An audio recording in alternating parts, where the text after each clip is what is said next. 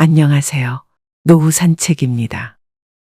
여러분은 나이가 들수록 어디서 어떻게 살아야 할까라는 질문을 스스로에게 던진 적 있으신가요? 집이라는 공간은 단지 머무는 곳이 아닌 우리의 추억이 쌓이고 마음이 쉬어가는 곳입니다. 그 공간이 얼마나 편안하고 행복한지에 따라 우리의 하루하루가 얼마나 풍요로워지는지도 달라지죠. 오늘은 여러분의 노후를 더 행복하게 만들어줄 집을 어떻게 선택해야 하는지, 그리고 그 집이 우리에게 어떤 의미를 가지는지 이야기해 보려고 합니다. 편하게 들어주시고 여러분의 마음에 작은 울림을 남길 수 있기를 바랍니다. 그리고 여러분이 꿈꾸는 집은 어떤 모습인가요? 지금부터 함께 고민해 보겠습니다.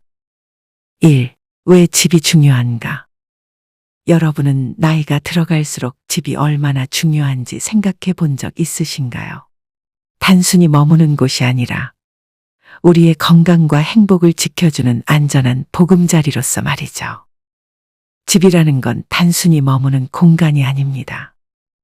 우리가 일상을 보내고 쉬고 회복하는 곳, 그리고 우리의 삶의 질을 결정하는 가장 중요한 요소 중 하나입니다. 특히 나이가 들수록 집의 역할은 더욱 커집니다. 이제는 단순히 잠을 자는 공간이 아니라 안전하고 편안한 생활을 보장해주고 우리의 건강과 마음의 안정을 지켜주는 보금자리가 되어야 합니다. 제가 아는 김영수님 이야기를 해드릴게요. 김영수님은 65세로 은퇴 후 아내와 함께 바쁜 도시 생활을 정리하고 조용한 전원주택으로 이사했습니다. 젊을 때부터 꿈꿔왔던 전원 생활의 낭만을 누리며 평온하게 여생을 보내고 싶다는 바람 때문이었죠. 늘 사람들로 붐비고 시끌벅적했던 도시에서 벗어나 한적한 자연 속에서 여생을 보내고 싶다는 꿈을 이루기 위해서였습니다. 이사 초기에는 그 꿈이 실현된 것처럼 보였습니다. 매일 아침 김영수님은 커피 한 잔을 들고 베란다로 나가 탁 트인 풍경을 바라보며 산뜻한 공기를 들이마셨습니다. 산책로를 따라 걷다 보면 멀리서 들려오는 새소리가 하루를 기분 좋게 열어줬고, 밤에는 도시에서는 상상할 수 없을 만큼 별이 빛나는 하늘을 감상할 수 있었습니다. 하지만 시간이 지나면서 문제가 생기기 시작했습니다. 겨울철 미끄러운 길은 걸어 다니기 힘들었고, 병원이나 생활 편의시설이 멀어질수록 사소한 병도 치료받기 힘들어졌습니다. 감기 하나로도 한참을 운전해야 병원에 갈 수 있었죠. 날이 추운 날에는 외출조차 두려워졌습니다. 또 하나의 문제는 외로움이었습니다. 도시는 시끄럽지만 그만큼 사람들의 온기가 있었습니다. 편하게 들르던 동네 카페에서 일상 대화를 나누고 산책길에서 자연스럽게 마주치는 이웃들과 인사를 나누는 작은 순간들이 삶의 활력을 불어넣어 주었죠. 하지만 전원주택에서는 아내와 단둘이 보내는 시간이 길어질수록 고립된 기분이 들었습니다. 친구들과의 만남도 쉽지 않았고 사람들과의 교류가 줄어들며 우울함이 찾아왔습니다. 그토록 원하던 평온함이 오히려 삶의 활력을 앗아간 셈이었습니다. 반면 김영수님의 친구 박선희님은 다른 선택을 했습니다. 같은 나이인 그녀는 은퇴 후 더 안전하고 편리하게 생활하기 위해 도심에 위치한 아파트로 이사했습니다. 병원도 가깝고 마트도 걸어서 갈 수 있으며 공원과 문화시설도 가까워 생활의 편리함을 느낄 수 있었습니다. 게다가 박선희님은 새로운 이웃들과 자연스럽게 어울리며 함께 산책 모임도 만들고 취미 활동도 함께하며 활기찬 일상을 보내고 있었습니다. 친구들과의 만남도 훨씬 수월해졌고 필요할 때면 언제든지 의료 서비스를 이용할 수 있다는 안도감도 얻었습니다. 응급 상황이 발생해도 금방 병원을 찾을 수 있다는 사실은 큰 안정감을 주었죠. 결국 집이라는 것은 단지 머무는 공간이 아닌 나의 삶의 질을 좌우하는 가장 중요한 기반이라는 것입니다. 우리에게 필요한 것은 눈에 보이는 멋진 집이 아니라 삶을 편안하게 해주는 집입니다. 여러분이 꿈꾸는 노후는 어떤 모습인가요? 그리고 그 꿈을 이루기 위해 어떤 집이 가장 적합할까요? 여러분이 선택한 집이 평온함과 활력을 모두 줄 수 있는 따뜻한 보금자리가 되기를 바랍니다. 2. 노후에 꼭 필요한 집의 조건. 김영수님과 박선희님의 사례를 통해 집이 우리의 삶에 얼마나 중요한지 느끼셨을 겁니다. 그렇다면 노후에 행복하게 살기 위해서는 어떤 집을 선택해야 할까요? 제가 정리해 본 3가지 조건을 말씀드리겠습니다. 첫 번째는 접근성입니다. 병원, 마트, 공원 같은 필수 시설이 가까이에 있어야 합니다. 나이가 들수록 작은 질병도 빠르게 치료받을 수 있는 환경이 필요하니까요. 그리고 대중교통 이용이 편리한 곳이라면 더 좋겠죠. 예를 들어 박선희님은 아파트 단지 바로 옆에 있는 병원과 약국 덕분에 감기 기운이 느껴질 때도 금방 진료를 받고 약을 구할 수 있었습니다. 가벼운 산책을 할 수 있는 공원이 단지 안에 마련되어 있다는 점도 큰 장점이었죠. 아침 산책 후 장을 보고 오는 게 일상이 되었고 아픈 날에도 어렵지 않게 병원을 방문할 수 있었습니다. 이런 작은 편리함들이 일상을 얼마나 윤택하게 만드는지 느낄 수 있었습니다. 두 번째는 편의성입니다. 집안 구조도 중요한 요소입니다. 특히 계단이 없는 평면 구조의 집이 좋습니다. 무릎이 약해지기 시작하거나 거동이 불편해질 수 있기 때문에 안전하게 이동할 수 있는 환경이 필요하죠. 또 손잡이나 미끄럼 방지 장치 같은 작은 배려들이 큰 도움이 될 수 있습니다. 관리가 쉽고 복잡하지 않은 구조, 이 점도 꼭 기억하세요.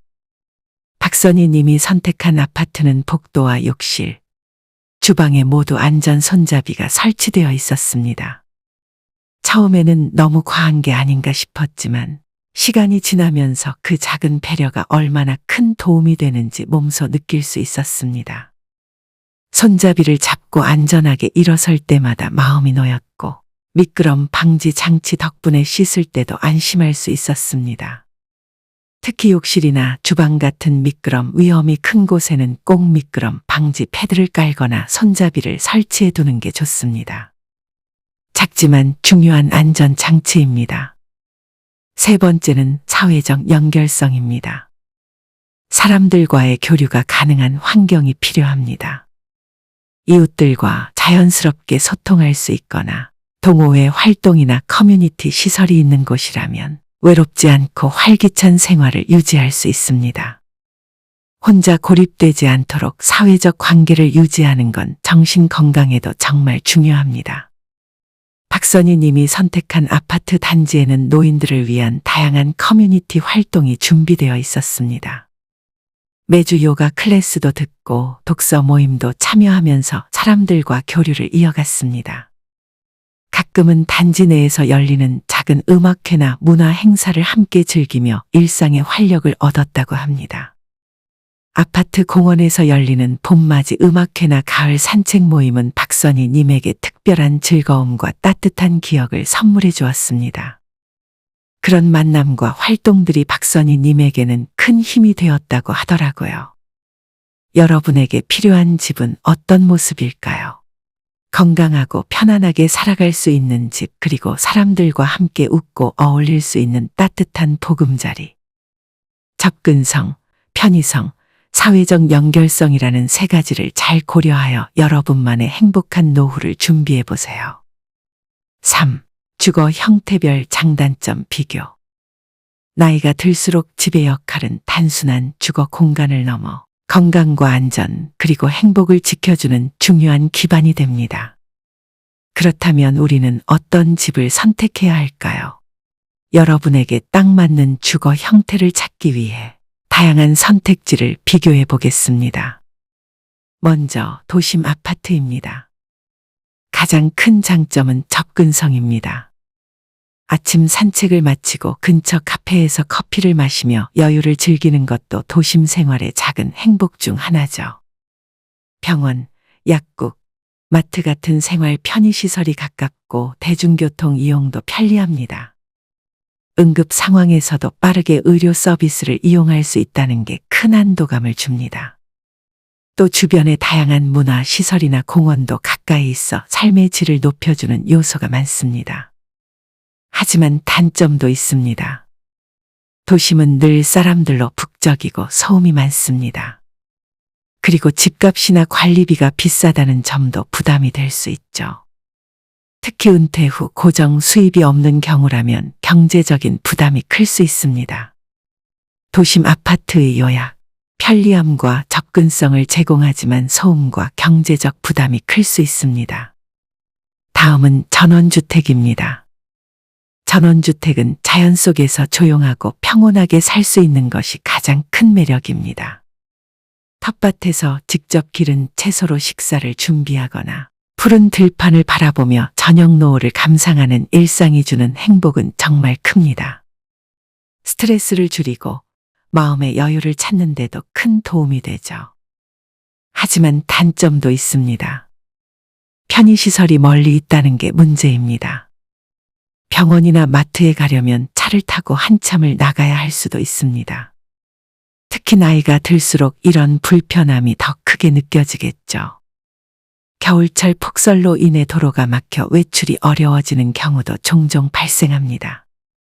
또 전원주택은 집을 관리하는 데 많은 시간과 노력이 필요합니다.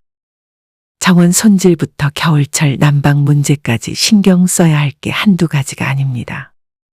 전원주택의 요약, 평온한 자연 속 생활을 가능하게 하지만 접근성과 유지 관리에 어려움이 따릅니다. 마지막으로 실버타운입니다. 실버타운은 어르신들이 안전하고 편안하게 생활할 수 있도록 설계된 주거 환경입니다. 마치 학교 시절처럼 친구들과 함께하는 시간들이 새로이 일상의 활력이 되기도 하죠.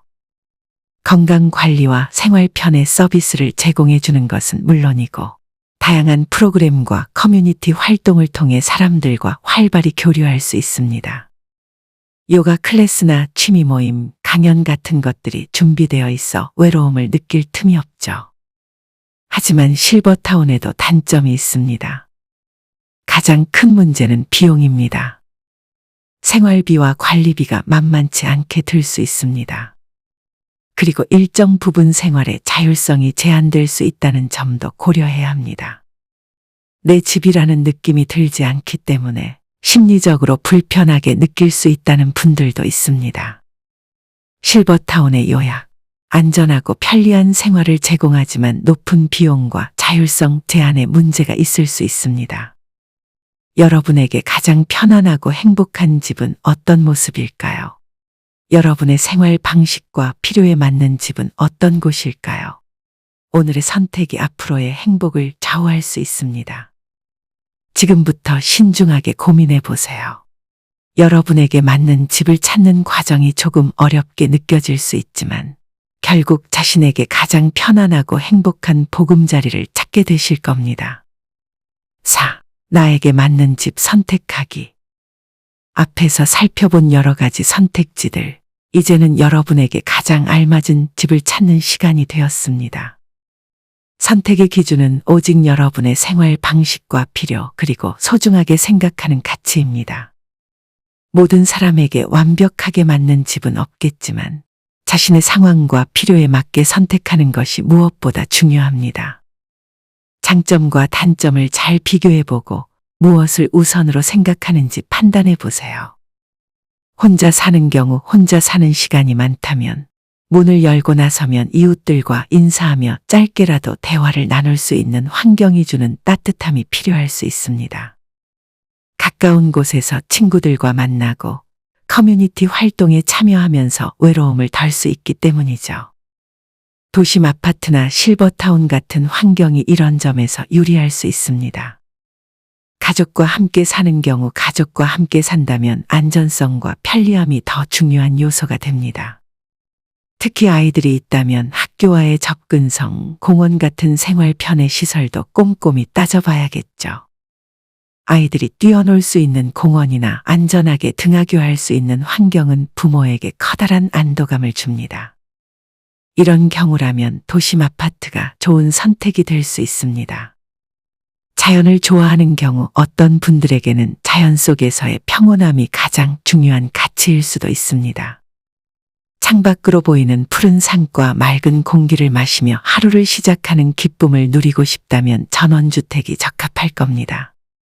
하지만 그만큼 불편함도 감수해야 할 필요가 있다는 점을 잊지 말아야 합니다.